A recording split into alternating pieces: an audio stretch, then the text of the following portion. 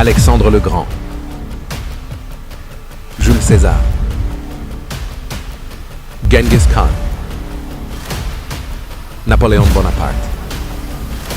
La fin des 4 grands conquérants de l'histoire.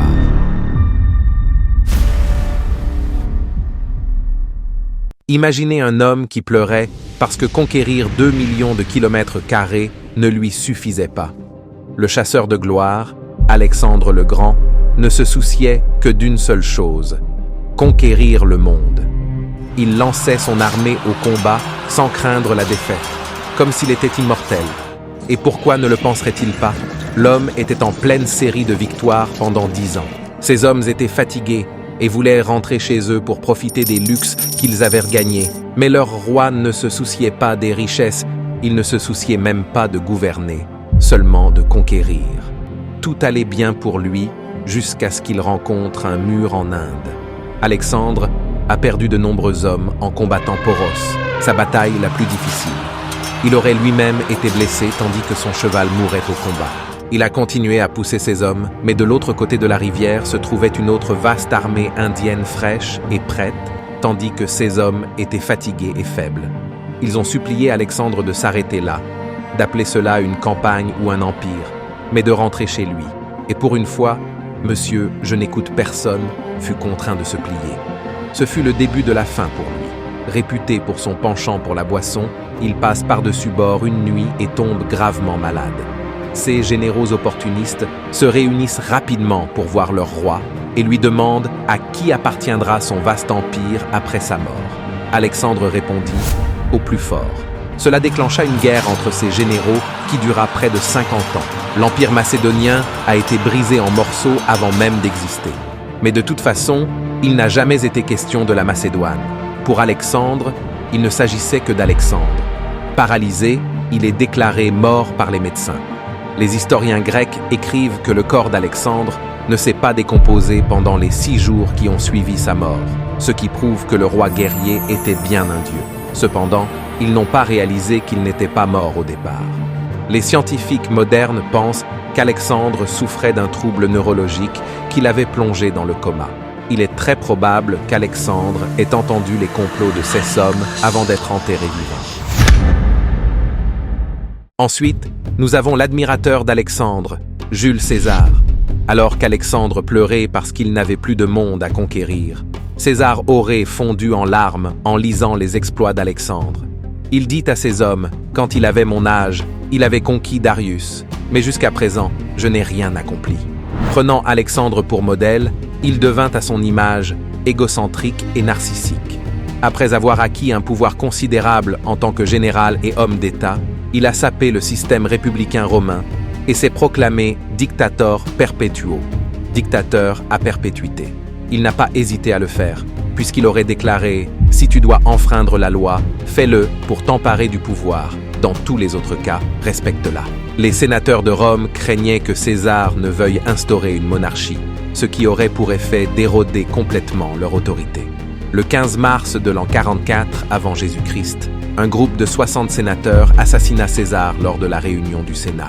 Collectivement, le groupe le poignarda 23 fois pour montrer combien ils l'aimaient tous. La dernière chose que César vit fut son propre fils adoptif et allié de confiance, Marcus Brutus, présent parmi les assaillants. Cela nous amène à l'époque médiévale. Bien que cette époque soit principalement célèbre pour les croisades, celles-ci ont été éclipsées par Genghis Khan, qui s'est imposé comme la bête de l'Est. Il a réussi à conquérir 2 fois plus de terres qu'Alexandre et était déterminé à mettre le monde entier sous une seule épée. Mais contrairement à Alexandre ou à César, il ne se considérait pas comme un dieu ou un messie. Il savait qu'il était un tyran et s'en vantait ouvertement en ces termes. Le plus grand bonheur est de disperser votre ennemi, de le conduire devant vous, de voir ses villes réduites en cendres, de voir ceux qui l'aiment enveloppés de larmes et de recueillir dans vos bras leurs femmes et leurs filles. Il existe plusieurs récits de sa mort. Rachid al-Din écrit qu'il fut victime de la peste bubonique, tandis que Marco Polo, le célèbre voyageur italien, écrit qu'il fut abattu à cheval et qu'il succomba à ses blessures quelques jours plus tard. Selon un autre rapport, il aurait été castré mortellement par une princesse de l'Empire chiite occidental qu'il avait gardée de force comme concubine. Si sa mort n'est pas aussi bien documentée que celle d'autres conquérants, c'est parce qu'elle devait rester secrète. Avant de mourir, Gengis Khan a demandé à sa famille et à ses partisans de garder le secret sur sa mort, qui est survenue au pire moment possible. Les Mongols se trouvaient à l'étape cruciale de leur conquête de l'Empire chiite occidental, qu'ils souhaitaient mener depuis 20 ans. Cette conquête était plus importante pour Gengis Khan mourant que ses propres funérailles. Même son cadavre a apporté la mort. Les partisans de Khan ont massacré tous ceux qui se trouvaient sur le trajet de son cortège funèbre afin de garder le secret. 5 siècles plus tard, Napoléon Bonaparte est peut-être le plus grand conquérant qui ait jamais existé. Le passage des épées et des lances à l'artillerie avait eu lieu, et Napoléon était un génie incontesté dans cet art de la guerre. Bien qu'il soit devenu empereur au nom de la défense de la France révolutionnaire, on voit que ses ambitions l'ont porté bien au-delà. Sa personnalité était sans doute encore plus bizarre que celle des autres grands conquérants. César se considérait comme le seul messie de son peuple. Alexandre se prenait pour un dieu. Gengis était le chef suprême d'un tyran, tandis que Napoléon se considérait comme un artiste de la guerre. Il aurait dit « J'aime le pouvoir, moi, mais c'est en artiste que je l'aime ». Pour lui, le champ de bataille était un tableau, et il était un artiste qui le dessinait.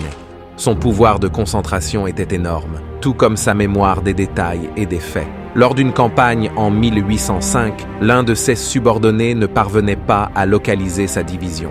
Pendant que ses aides de camp fouillent cartes et papiers, l'empereur informe l'officier de l'emplacement actuel de son unité, de l'endroit où il passera les 3 prochaines nuits, de l'état et du résumé des effectifs de l'unité, ainsi que des états de service du subordonné. Et ce, dans une armée composée de 7 corps d'armée, soit un total de 200 000 hommes, avec toutes les unités en mouvement. Tout cela est imaginé dans sa tête. Il remporte des victoires dans toute l'Europe et dans la région méditerranéenne, ses forces se déplaçant aussi vite que le vent, mais plus fort. Cependant, les enjeux deviennent de plus en plus importants. Le nombre de morts augmente et les batailles sont de plus en plus sanglantes. Il est finalement vaincu à la bataille de Waterloo le 18 juin 1815 et capturé par les forces britanniques. Il n'est pas condamné à mort car les Britanniques ne veulent pas qu'il meure en martyr. Au lieu de cela, ils l'ont arrêté à domicile avec quelques-uns de ses partisans dans un bungalow pourri. Il passa le reste de sa vie à nier constamment les circonstances dans lesquelles il se trouvait.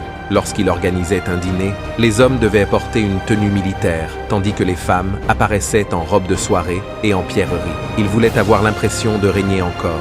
Des années d'isolement et de solitude ont eu raison de lui, et il est finalement mort le 5 mai 1821, en faisant sa dernière confession. La France, l'armée, le chef de l'armée, Joséphine.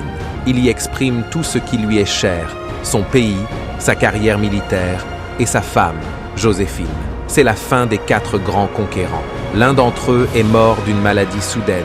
Un autre est tué et trahi par ses propres hommes. Une flèche eut raison de Gengis Khan tandis que l'artiste mourut en captivité. Bien que les 4 grands conquérants aient quitté ce monde dans des circonstances différentes, ils avaient une chose en commun. Ils sont tous morts en voulant toujours plus.